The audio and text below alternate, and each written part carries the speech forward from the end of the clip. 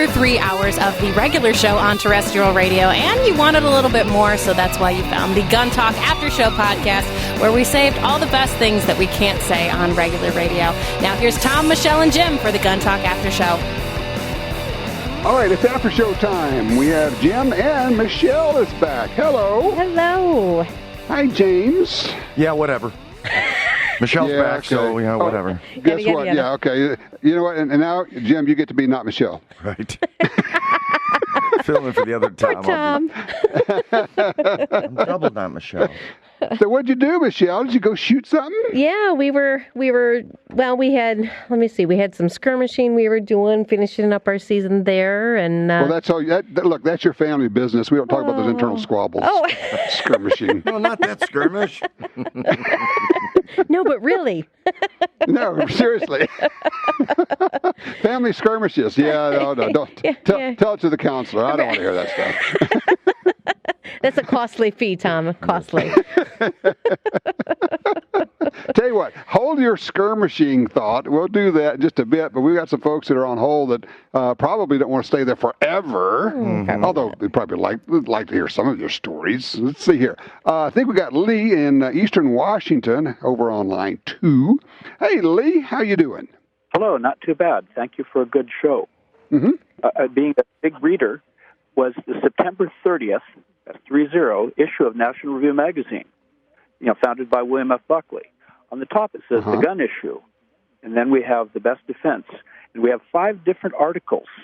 Armed Citizen by Robert Verbruggen, The Right to Make, that is to manufacture arms, Kevin D. Williamson, Heller's Precarious Situation by David Koppel, To Build an AR by Charles C.W. Cook, and lastly, Teddy Roosevelt, TR, on the Range by Declan Leary. Pretty good articles. A National Review does a good job. It really does. It just, I subscribed for a while, but frankly, the magazine subscription was pretty pricey as mag subscriptions go. It is, but they don't have the enormous sales that some magazines do, possibly. But there's some pretty good articles. Years ago, there was one on chronic wasting disease. Oh, I can't think of the name of the guy. It was fascinating. He was sort of an outdoors guy, and he knew his stuff. Right. Okay. So, well, look, I appreciate the heads up. Good articles. Now, that's the September 30th issue of National Review, if people want to run that down, right? Yes, and there's a picture of, looks like a Beretta on the front here, a 92, perhaps. Okay. Very good. Look, I appreciate the heads up, Lee. I appreciate that very much. Jim is in Bowling Green, Ohio, line 3. Hey, Jim, what's on your mind, sir? Well, I was just going to remark, you had that fatal murder of that gal in Texas when the police erroneously shot through the window. I think it's a horrible tragedy. And somebody should be held accountable. It's early to call it a murder. We don't know what transpired. And, I know from experience that sometimes we find out things later that you go, oh, okay, that's what's going on. In this case, it has the feel of being a bad shoot. But it does open the conversation up to, and I think you probably heard a previous caller who said, a lot of officers coming in today don't have any background in shooting. All they know is the gun they were issued and what they trained with at the academy, but no experience with shooting as a sport or people who own guns for self-defense being the good guys. Yeah, well, that's my opinion. This incident occurred here where the city police kicked in a door of an apartment on a guy, and he was standing at the other side of his living room holding a handgun. Mm-hmm. They shot and killed him on the spot. He was an attorney. For them, that was justification, the fact that he was holding a gun, whether or not he was threatening or shooting anybody or anything else. Just having the gun was a death sentence. But, yeah, I guess it was. He was standing in his own living room. Right. And the police kicked the door in. And it was all on account of his ex-wife, who was his biggest problem, and kept calling, check on his welfare. Really? So if he wanted to commit suicide, that would have been fine. But to get the police involved and do it for him, it went down as a good shoot. That was ruled on by the sheriff. I disagree. If you want to do some real digging, there's a name Kenyon Ballou. Kenyon Ballou. This goes back 30 years or more. And he was a guy minding his own business in his, it was either apartment or house, I don't remember. And I think it was ATF staged a raid. The only problem was they had the wrong house, of course, so I remember. And people are banging on the door, kicking in the door, and he reacted, as a lot of us would, grabbed his pistol thinking that, it's a home invasion, and kicked in the door and they killed him.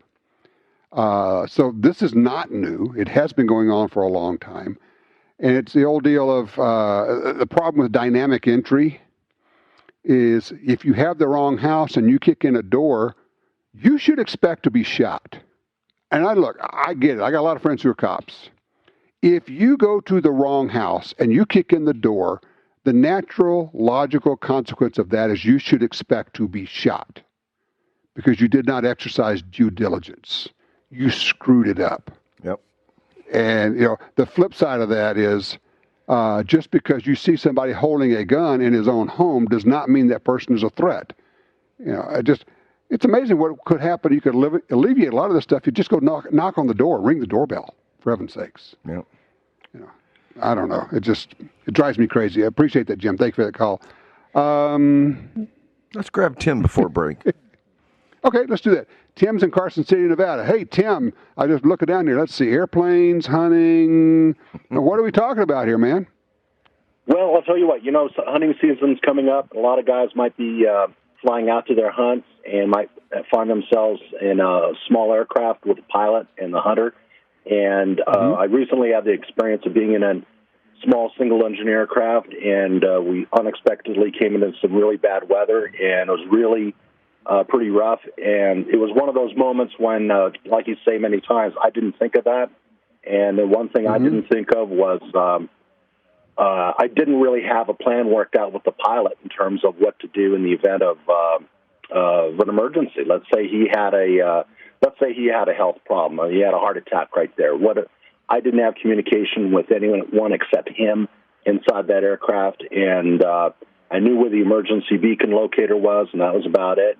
But I was wondering if you might have some comment in terms of, as a passenger in a situation like that, what is a reasonable expectation for a brief from the pilot? And for my skill set, I'm not a pilot. Right. Well, okay, yeah. Let me dive into that because actually, when I was in camp yesterday, I flew my own plane in, so I fly. I've been flying for 35 years.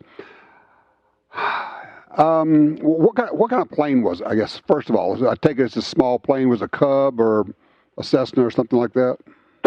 Yeah, single engine, 2-seat. No, there were 4 seats, but I mean it was really tight in there. I mean the pilot was right up against it. You should get, and it's a commercial pilot, so you should get a briefing, a passenger briefing. If he expires while you're flying, there's not much you're going to be able to do if you're not a pilot. Although, look, what I'll tell you is take the yoke, which is the steering wheel, and keep the plane straight and level, and you do that with fingertip pressure because everybody over controls at first. So very, very lightly, you should be able to strum your fingers on the yoke while you are controlling the plane. And, from there on, you figure out what you're going to do. But yeah, if you're flying with anybody, you should expect some type of safety briefing. Part of that should be, how do I open the door? Can I get out of here? If we go down, I need to be able to get out. And yes, where is the ELT, the locator beacon, if you can flip that on? The other thing I would say is this. You should have your survival equipment where you can reach it. If it's in the back of the plane, it's camping equipment. It's not survival gear because the chances are in the event of a crash, it's entirely possible that the only thing you get out of there with is what you can either wear or what you can reach. Because if it goes down and starts burning, you're not going to the baggage compartment and getting your stuff out, and you may be in the middle of nowhere. I also recommend, and let me ask you this, Tim, do you have a personal locator beacon that you carry with you? No, not yet. Okay. It's called a PLB. And you can also get them through Garmin, where they call it with the DeLorme Garmin or the Spot. I like a regular, it's a true POB, a personal locator beacon. It has GPS built in. When you push the button, it alerts the search and rescue people, and it tells them where you are within 10 feet. So it eliminates the search out of search and rescue. It should be on your person when you are flying into the backcountry. And don't depend upon anybody else for your safety. You need to have your PLB on your person, because if you go down and the pilot is killed and nobody knows where you are, what are you going to do? Imagine you're sitting there with broken legs or a broken back. It's a bad day at Black Rock.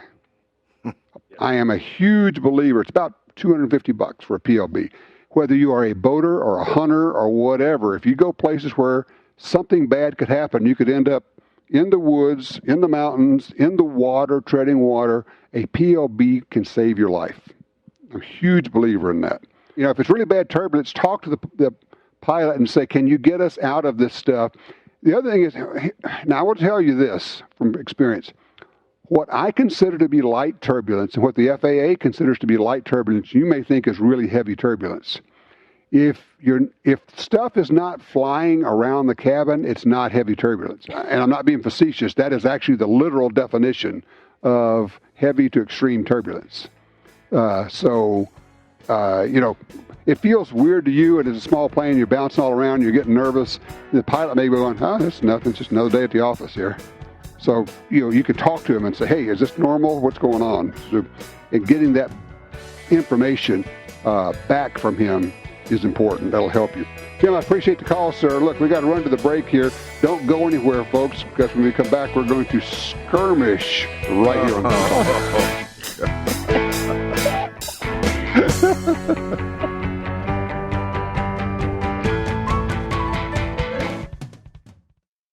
Brownells.com is your home for all things firearms. Looking for a retro rifle? How about the BRN 180 or 180S? Named one of SHOT Show's best products of 2019. Visit Brownells.com for guns, ammo, reloading equipment, or anything you need to customize your firearm. And enjoy the industry's only guaranteed forever satisfaction policy. To stay up to date with the latest and best deals from Brownells, text BRN to 556-223. Attacks happen every day. How will you react? See real people put into real-life criminal attack situations on First Person Defender. Discover what works and what doesn't. Kidnapping, ATM robbery, home invasion, and other attacks. Learn how to save your life and the lives of your family. Get the entire first season on DVD at shopguntalk.com. Get prepared. shopguntalk.com.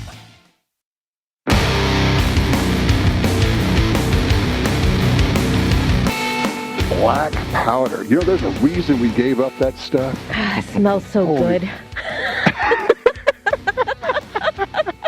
So Michelle has been out there doing her skirmishing thing. Yep. Tell people about what that is and what the group is and what you guys do. So our team is based out of Southern Ohio, and we're actually part of the NSSA, which is the North-South Skirmish Association.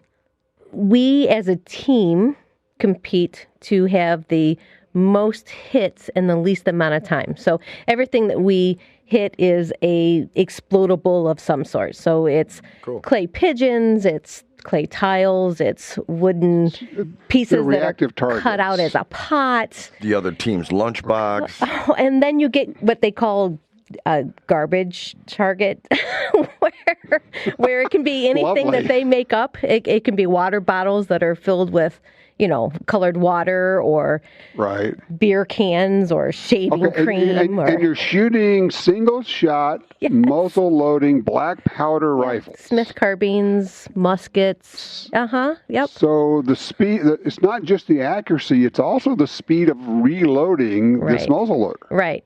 And so there's teams, depending on how the competitions are. Some of the local matches, there's only 5 members to a team, where when you go to nationals, there's 8 and 10 men to a team.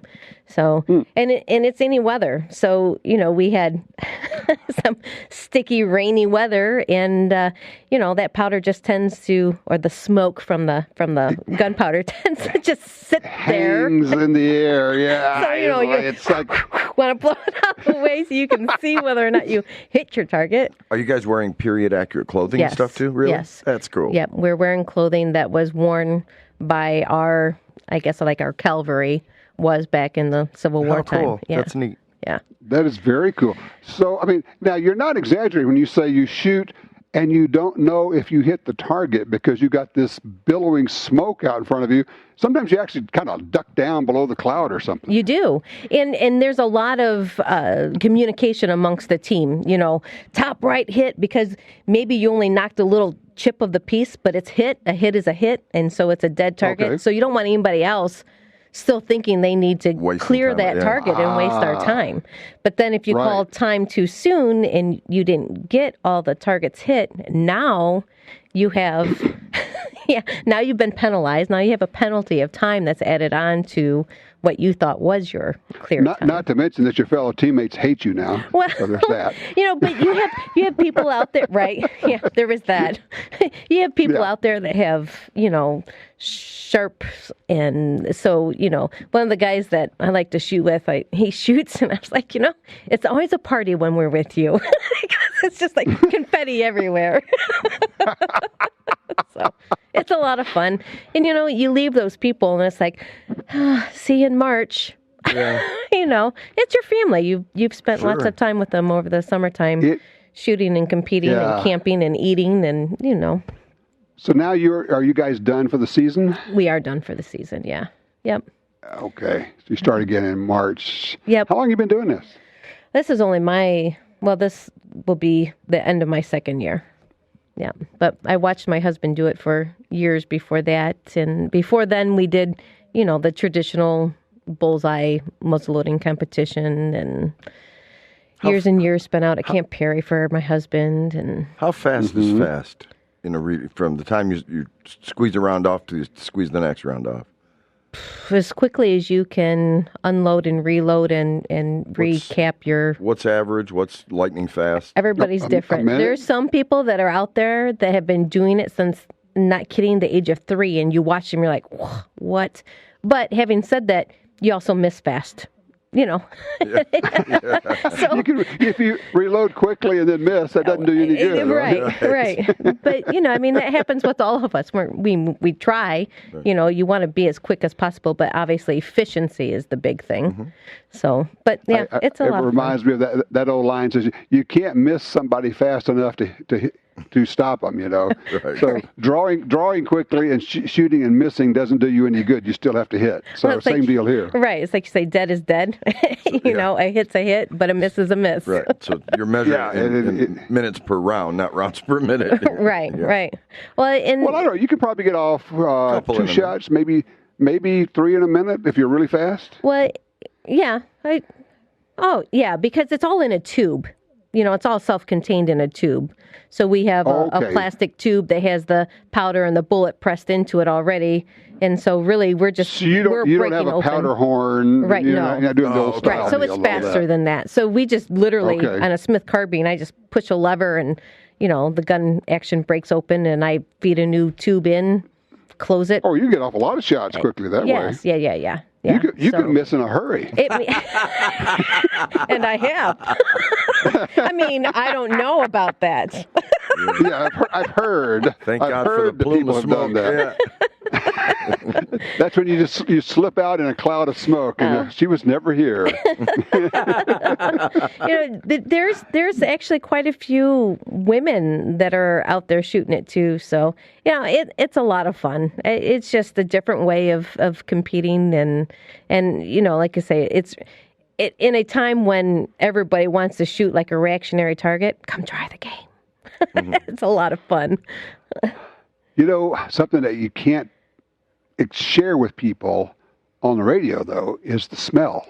No, right. Because when you're shooting black powder, now are you using true black powder or substitutes? Nope, true black powder. GoX brand black powder. Okay. Mm-hmm. The smell is just a big part of, you got the sound, which is black powder guns don't sound the same as center fire guns. You got a kind of a whoomp kind of a deal. And then you get the smell of that smoke hanging in the air. And that's actually kind of a big part of the experience. Oh, yeah, absolutely. I mean, it's on days, we've gone to nationals and it is just raining profusely. And of course, that takes away the smoke in a hurry. And then there's times where it's just so humid, it just hangs and hangs and hangs. And you literally are dodging all over the place trying to see, or you're relying on somebody else to say, you're hit. But, it gets in your clothes, and it gets in your hair. Oh. And it's just kind of, it's just part of the whole deal. Oh, yeah. So with or without the rain, you really don't need to bathe for 3 days, is what you're telling me. Ooh. Yeah, wool pants. Yeah. I love that. In the summer. Oh, yeah. Thank God that smoke smells. Which way is upwind from the crowd? Yeah, really. Okay. Shower's not working? Oh, why you ask? Where's the Holiday Inn? We'll get one room and we'll all just take turns taking showers. It'll be great. Right. Yeah. Like go to the car wash. No doubt. With your wool clothes on. Right. Shower. I got a bottle of aftershave. Who needs a shower? Oh, yeah. Just cover up scent. God. Gross. Oh, I love that. That's a great idea. Oh, God. Well, while we permeate on that one, let's take a quick break. We'll come back, and it'll be Jim's turn to sneak up the place. I can't believe he said that.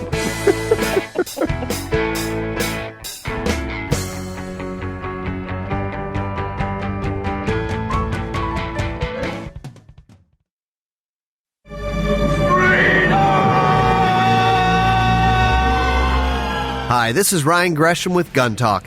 Have you ever heard about a gun giveaway and thought, I can't win that stuff, I live in a state where I can't own it?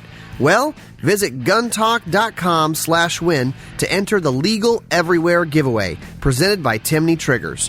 One grand prize with more than $7,300 in prizes, including 2 handguns, triggers, holster packages, tactical gear, optics, and more. Residents of all 50 states can enter. That's right, California, Massachusetts, Maryland, those 5 counties in Illinois, everyone. Prizes from Axion Optics, Colt, Crossbreed Holsters, DeSantis, Proper, Timney Triggers, and Walther. Enter now through November 1st at guntalk.com/win. That's guntalk.com/win.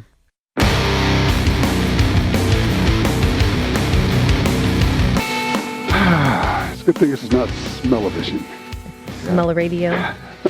Smell-o-station. That's right. Oh, man. I know, it's choking, isn't it? It is. And we haven't even started chili season. Chili season? Is there a chili season? Well, I tend to think it's probably more of a comfort food in the cold, your hunting days. It's interesting you mentioned that because last night we had a group of about, a dozen, and we had chili dogs. So, yes, now, here where it's, like 15 to 20 degrees in the morning, chili dogs seem like a good thing to have. It was good. Chili dog omelets, watching ball game. chili dog waffles. And that's when you use the chili sauces. They put on everything. Ooh. So anyway, it's a gorgeous day out here, and I'm out in Idaho at the moment here, doing a little deer hunting. Actually, it's more like walking in the woods. So, nature observing is what we were doing. Mm-hmm. So that's all right. Good workout. These hills just get steeper every year. That's weird, isn't it? What's up with that?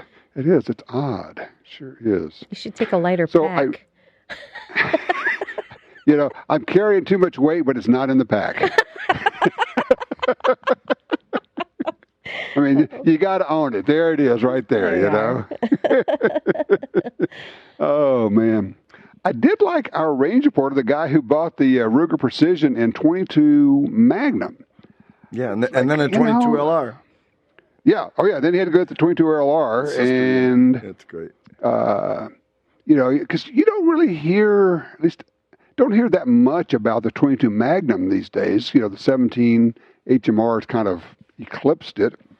But it's a really good caliber. I was actually having a conversation last night with a guy about the 5mm Remington Magnum. He's bidding on one online. Did you and tell so him? we were talking about the. Did you tell him, hold on, what? you had one? Or at least parts. I have parts. We discussed where to get parts. I have one actually with a broken extractor, but now I have two extractors. Woohoo! So I just need to get. What I'm going to do is I'm just going to take the bolt out and the extractor and send it up to Michelle and have her gunsmith put it in for me and send it back. We can do that. We'd be more than happy to. You can do that. Yeah, see, there you go. There's a plan right there. Right. I like this. Yeah.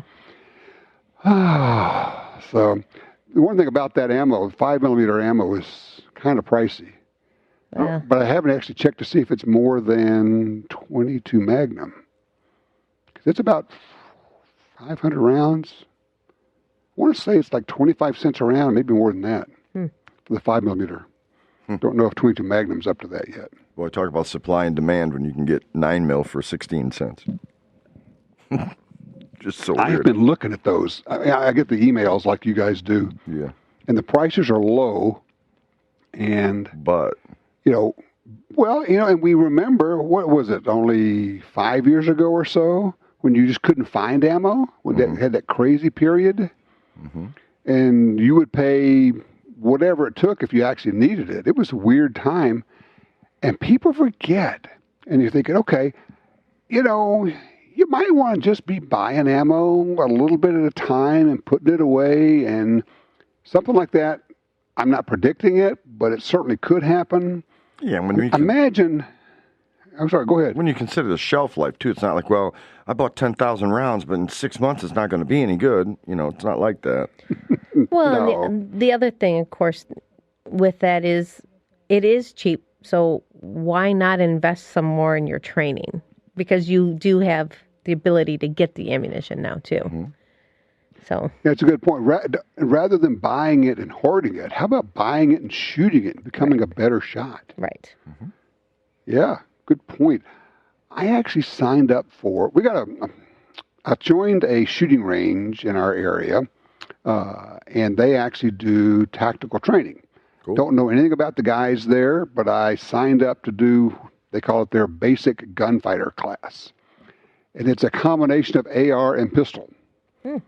And so we'll see. It's like, okay, when I go to gun sight, I know what I'm getting into. When you go to some of these places, and this one's just out of the blue, I thought, well, let's just take a chance and see how it goes. Mm-hmm. And, I'm hopeful. But I just needed a tune-up, and so I also just need more work with ARs as a fighting tool. I've done an awful lot with pistols, but not very much with ARs, frankly. Speaking of, in my 300 Blackout build, you had mentioned once in the past that it's not that great of a home defense weapon. And I was just curious if I think you did. Or maybe I was just in a delusionary state at the time. I thought you had mentioned something about it. It's not an AR would be a better choice than a 300 Blackout. Because I'm thinking about putting a can on it. The 300 Blackout, a 300 Blackout can be chambered in an AR. Well, right. But I mean, versus a 226. You're talking about a 5.56. Okay. 5.56 versus a 300 Blackout. I thought you had mentioned there's a reason why it'd be better to go with the conventional 5.56 than going with the 300. Because my intent is to put a can on it. That way, it wouldn't necessarily need hearing protection in the home. I think that would be a terrific home defense tool. If there's a downside, the only one would be you're going to get more wall penetration with a 300 Blackout than you would with a 5.56. That'd be the only downside possible. And if that's not an issue where you are, then I wouldn't worry about it. Okay. But no, I think a 300 Blackout. Yeah, no, a 300 Blackout with a can on it would be a terrific home defense tool. And we talked about I think we did. We talked about marking the magazines, right? Right. Oh, yeah. So you basically have one set of mags for 300 blackout, even though they're the same mags, right. Basically. We're going to color code them, too. We're going to try to avoid shooting a 300 blackout round in a 5.56. It shouldn't work, but occasionally it does, and guns don't like that because they will basically do the self-destruct mode when you do that. Try to get a 30 caliber bullet through a 22 caliber hole. Not good. Have you had much opportunity, and I'm assuming you have, in shooting the AR pistols versus the AR rifles? Have you noticed any kind of differences downrange? Yeah. No, because nobody really shoots the pistols at real long range. But you're still shooting take that as a barrel. challenge. Well, I guess I'm thinking downrange even being 10 yards, 25, whatever no difference. No. I'm thinking 200 yards. So, I think the AR pistol may be the sweetest package out there. And I was slow coming to that. But for a home defense tool, you don't need an SBR, you don't need the federal stamp for it. And you can shoot it off the shoulder with the hand guard, arm guard, brace thing, the brace, the thing, blade, whatever people call it. And frankly, take that and stick a can on it, and you're home free. That's a great tool. Yeah, I don't. You're shooting them out of a 7 to 10 inch barrel. You're going to lose 200 or 300 feet per second. But you know what? You had that to spare. If you started it out with 3,000 feet per second out of a rifle barrel, so it goes down to 2,600 feet per second. Oh, unusable, virtually unusable. Right. So in a home defense situation, it's no big deal. Obviously, long range type of stuff, it makes a big difference. But yeah. Right. But home defense, you're shooting inside of. How big is the biggest room that you have? Probably less than 100 yards. Right. So. Hell of a nice house you got there. That's right. But yeah, that's, a 5.56 or 300 blackout, and you got a 30-round mag. Personally, I would load it to 27 rounds just for people to be aware. They tend to be a little bit more reliable that way. Plus your hands thing. That's and that is a lot of stopping power.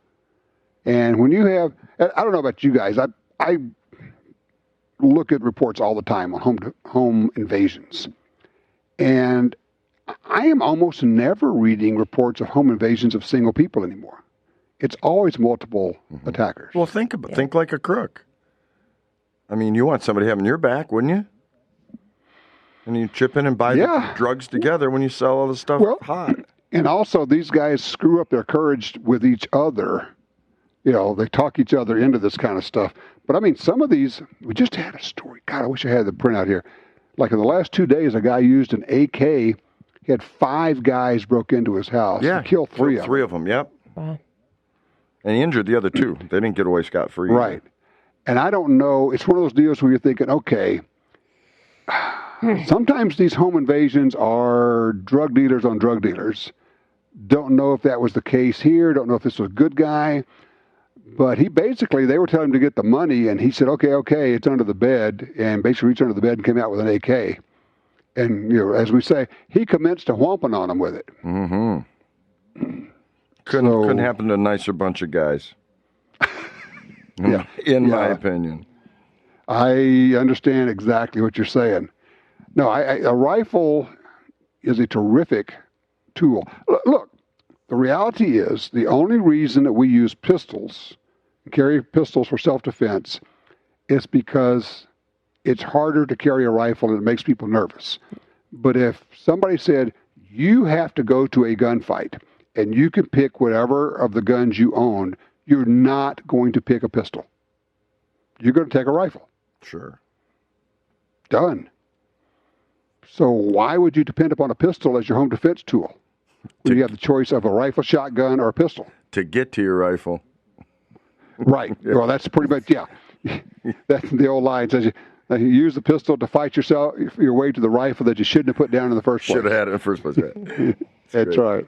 But true. Yeah, it is. All right, so let's see. I have left all the deer on the mountain. That's nice of you. Yeah, well, Equal opportunist.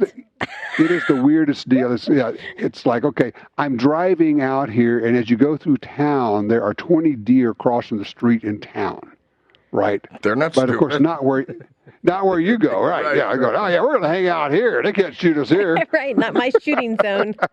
Well, now, if you're smart, you'd get out of the truck and go over there and give them an invite. Say, hey, I'm going to be up here tomorrow morning about sunup. Why don't you guys stop over? You take some of the deer feed, you throw it in the back of your truck, you just help them into the back and say, I'm going to take you to a nice place. Duh, Tom. Yeah, okay. All you do is pick up the crossing sign and move it to where you want it. Duh. Ooh, Duh.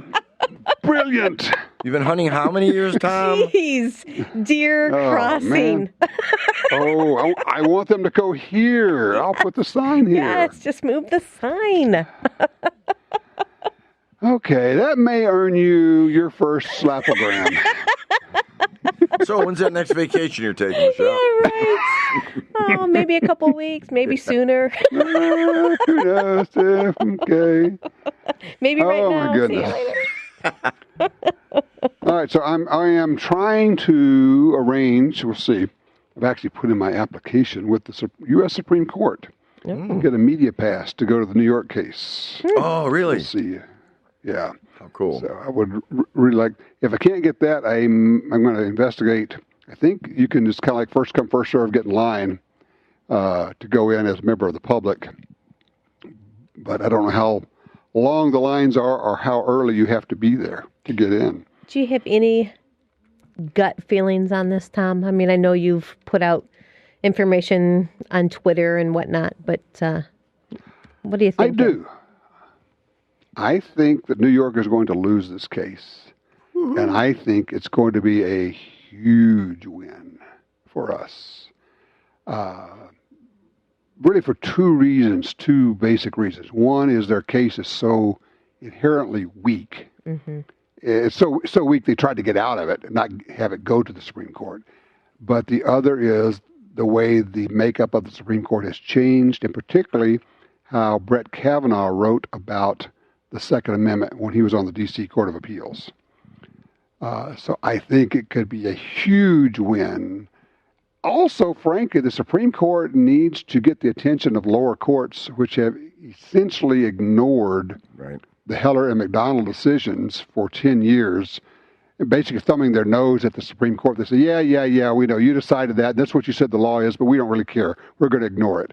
And I think the court may look at it and say, okay, we actually meant this, and I'm hopeful, in a huge way that this thing goes that direction, because it would be a big, big win. And frankly, it will undo some of the stuff that's going on in the states with these laws they're passing.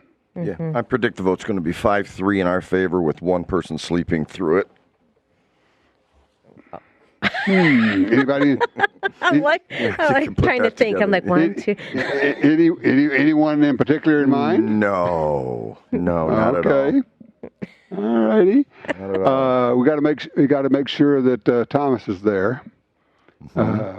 He's been sick, but yeah, if he's there, and you got Kavanaugh, Gorsuch, I think we're in good shape. I really do, and because the merits of the case warrant it. That's the other part of it.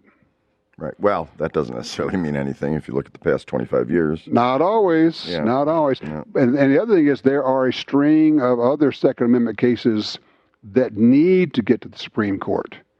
And so we'll see what this case means for those. There are some that are kind of on their way, and frankly, some of them have been delayed until the court changed, because they said, look, there's really no point in us getting these to the Supreme Court with the makeup of the court the way it was. Mm-hmm. Now that it's changed under Trump, of course, I always kept saying that's what it was about. And I'm encouraged. And the format and how they may come to the court, of course. It's something that happened 5 years ago might still be on hold, where this is happening fast. Right. Yeah. Right. Exactly right. So, all of that to say, I am hugely hopeful. So that, I'm sure, colors my idea of this is how I think it's going to go, because it's probably just me saying, I really hope this is how it goes. Mm-hmm. You know, but as we say, I am not a lawyer, nor am I a constitutional scholar. I did, however, watch a number of episodes of Perry Mason. Oh, so, then you're qualified. Yeah, you're fully qualified. Okay. But we need this. All right, guys. Yeah, we need this huge. We really do. Yeah. The courts are going to be our salvation as more of the country turns blue. They actually can't come in and pass gun control laws that are ruled unconstitutional. And that's going to be our wall. You talk about building a wall, the Supreme Court and these cases are going to be our wall to protect the Second Amendment. Fingers crossed. I know. All right. Well, you guys have a great week.